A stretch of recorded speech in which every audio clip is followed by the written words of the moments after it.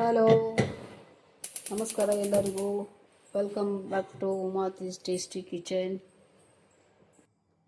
ಇವತ್ತು ರೆಸಿಪಿ ಏನಂದರೆ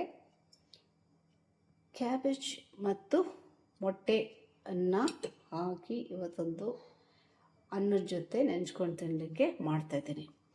ಇದು ಅನ್ನ, ಚಪಾತಿ, ದೋಸೆ ಜೊತೆ ಎಲ್ಲ ಜೊತೆ ಕೂಡ ಒಳ್ಳೆ ಕಾಂಬಿನೇಷನ್ ಅಂತಲೇ ಹೇಳ್ಬೋದು. ಓಕೆ, ಸೊ ನಾನೀಗ ಒಂದು ಪಾತ್ರೆನ ಗ್ಯಾಸಲ್ಲಿ ಇಟ್ಕೊಂಡು ಅದರ ಮೇಲೆ ಒಂದು ಇದು ಸ್ಟೇನ್ಲೆಸ್ ಕಡಾಯನ್ನು ಇಟ್ಕೊಂಡಿದ್ದೀನಿ.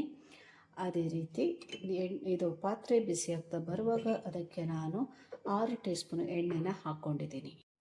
ಎಣ್ಣೆ ಬಿಸಿ ಆಗ್ತಾ ಬರುವಾಗ 1/4 ಚಮಚದಷ್ಟು ಸಾಸಿವೆ ಕಾಳನ್ನು ಹಾಕೊಳ್ಳೋಣ. ಈಗ 7 ರಿಂದ 8 ಬೆಳ್ಳುಳ್ಳಿ ಎಸಳನ್ನು ಕಟ್ ಮಾಡಿ ಇಟ್ಕೊಂಡಿದ್ದೀನಿ, ಅದನ್ನು ಹಾಕ್ಕೊಳ್ತಾ ಇದ್ದೀನಿ. ಬೆಳ್ಳುಳ್ಳಿ ಸ್ವಲ್ಪ ಲೈಟ್ ಗೋಲ್ಡನ್ ಬ್ರೌನ್ ಆಗ್ತಾ ಬರುವಾಗ ಇದಕ್ಕೆ ನಾನು ಒಂದು ದೊಡ್ಡ ಸೈಜ್ ಈರುಳ್ಳಿನ ಕಟ್ ಮಾಡ್ಕೊಂಡಿದ್ದೀನಿ, ಅದನ್ನು ಹಾಕ್ಕೊಳ್ತಾ ಇದ್ದೀನಿ.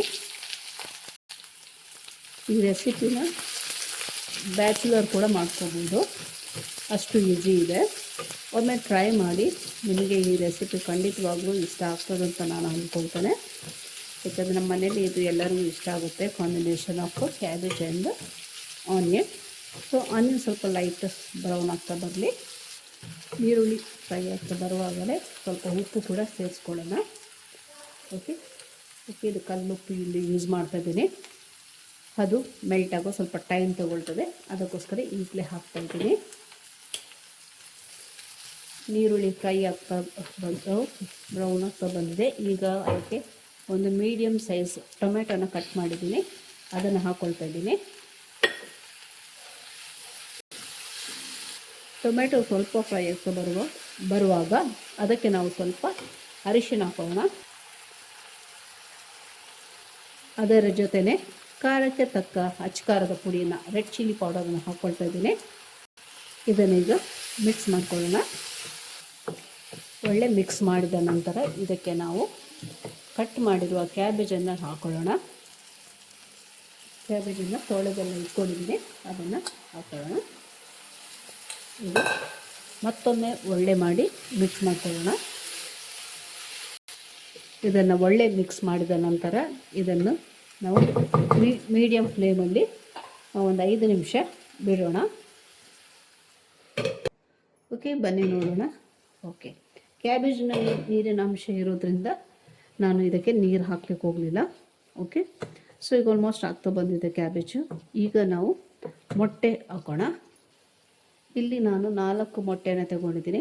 ಯಾರೋ ಒಬ್ಬರು ಮನೆ ಕೇಳ್ತಿದ್ರು, ನಮ್ಮ ಮೊಟ್ಟೆನ ಡೈರೆಕ್ಟ್ ಹಾಕ್ಲಿಕ್ಕೆ ಆಗೋದಿಲ್ಲವಾ, ನೀವು ಯಾಕೆ ಇದನ್ನು ಈ ಥರ ಒಂದು ಬೌಲಿಗೆ ಹಾಕ್ಕೊಂಡು ಮತ್ತೆ ಹಾಕ್ತೀರಿ ಅಂತ. ಯಾಕಂದರೆ ನಾನು 1-2-3 ಸರಿ ನಾನು ಡೈರೆಕ್ಟ್ ಹಾಕುವಾಗ ಕೆಲವು ಮೊಟ್ಟೆಗಳು ಹಾಳಾಗಿರ್ತದೆ, ಅದಕ್ಕೋಸ್ಕರ ನಾನು ಅದರ ನಂತರ ಯಾವುದೇ ರೀತಿಯಾದ ರಿಸ್ಕನ್ನು ತಗೊಳ್ಳೋದಿಲ್ಲ. ಅದಕ್ಕೋಸ್ಕರ ಸಪ್ರೇಟ್ ಒಂದು ಬೌಲಲ್ಲಿ ಮೊಟ್ಟೆಗಳನ್ನೆಲ್ಲ ಹೊಡೆದು ಮತ್ತೆ ನಾನು ಹಾಕೋದು. ಓಕೆ, ಸೊ ಅದು ನನಗೆ ಎಕ್ಸ್ಪೀರಿಯೆನ್ಸ್ ಆಗಿರೋದ್ರಿಂದ ನಾನು ಆ ರೀತಿ ಮಾಡ್ತಿರೋದು. ಓಕೆನಾ. ಸೊ ಇದು ಒಳ್ಳೆ ಮಾಡಿ ಮಿಕ್ಸ್ ಮಾಡಿ ಇನ್ನೊಂದು 5 ನಿಮಿಷ ಹಾಗೆ ಬಿಟ್ಬಿಡೋಣ. ಬನ್ನಿ ನೋಡೋಣ. ಮಧ್ಯ ಮಧ್ಯ ಈ ಥರ ಸ್ಪೂನನ್ನು ಹಾಕ್ತಾ ಇರೋಣ. ಅದು ಲಾಸ್ಟ್ ಒಂದು ವೀಡಿಯೋದಲ್ಲಿ ಕೂಡ ನಾನು ಹೇಳಿದ್ದೀನಿ, ಸ್ಟೇನ್ಲೆಸ್ ಸ್ಟೀಲ್ ಆಗಿರೋದ್ರಿಂದ ನಾವು ಮಧ್ಯೆ ಈ ಥರ ಸ್ಪೂನ್ ಹಾಕ್ತಾ ಇರಬೇಕು, ಇಲ್ಲಾಂದರೆ ಅದು ತಳ ಹಿಡಿತದೆ. ಅದೇ ನೀವು ನಾನ್ ಸ್ಟಿಕ್ಕಲ್ಲಿ ಮಾಡೋದಾದರೆ ಅವಶ್ಯಕತೆ ಇರಬೇಕಾಗೋದೆ. ಓಕೆ, ಇನ್ನೊಂದು 5 ನಿಮಿಷ ಮುಚ್ಚಿಡೋಣ, ಕಂಪ್ಲೀಟ್ ಆಗುತ್ತೆ. ಓಕೆ, ಬನ್ನಿ ಚೆಕ್ ಮಾಡೋಣ. ಓಕೆ, ಇದು ಆಲ್ರೆಡಿ ಆಗ್ತಾ ಬಂದಿದೆ. ಈಗ ಲಾಸ್ಟಿಗೆ ನಾವು ಇದಕ್ಕೆ ಸ್ವಲ್ಪ ಹೋಮ್ ಮೇಡ್ ಗರಂ ಮಸಾಲನ್ನು ಸ್ಪ್ರಿಂಕಲ್ ಮಾಡೋಣ.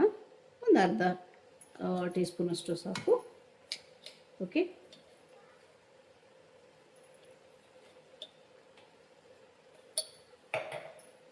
ಮಿಕ್ಸ್ ಮಾಡ್ಕೊಳ್ಳೋಣ. ಗರಂ ಮಸಾಲ ಒಳ್ಳೆ ಮಾಡಿ ಮಿಕ್ಸ್ ಮಾಡಿದ ನಂತರ ಈಗ ಅದಕ್ಕೆ ಸ್ವಲ್ಪ ಕೊತ್ತಂಬರಿ ಸೊಪ್ಪನ್ನು ಮೇಲಿಂದ ಹಾಕ್ಕೊಳ್ಳೋಣ. ಒಳ್ಳೆ ಇದನ್ನು ಮಿಕ್ಸ್ ಮಾಡಿ ಬೆಂಕಿನ ಬಂದ್ ಮಾಡೋಣ. ಓಕೆನಾ. ಸೊ ಇವತ್ತಿನ ಈ ರೆಸಿಪಿ ಎಷ್ಟು ಈಸಿ ಇದೆ ಅಂತೇಳಿ ನಿಮಗೆ ಗೊತ್ತಾಯ್ತಲ್ಲ. ಒಮ್ಮೆ ಟ್ರೈ ಮಾಡಿ, ತುಂಬ ಮತ್ತು ಈಸಿ ಉಂಟು, ಟೇಸ್ಟ್ ಕೂಡ ಅಷ್ಟೇ ಉಂಟು. ಓಕೆನಾ? ಸೊ ಫೈನಲ್ ಆಗಿ ಇದರ ಸಾಲ್ಟನ್ನು, ಉಪ್ಪನ್ನು ನೋಡೋಣ.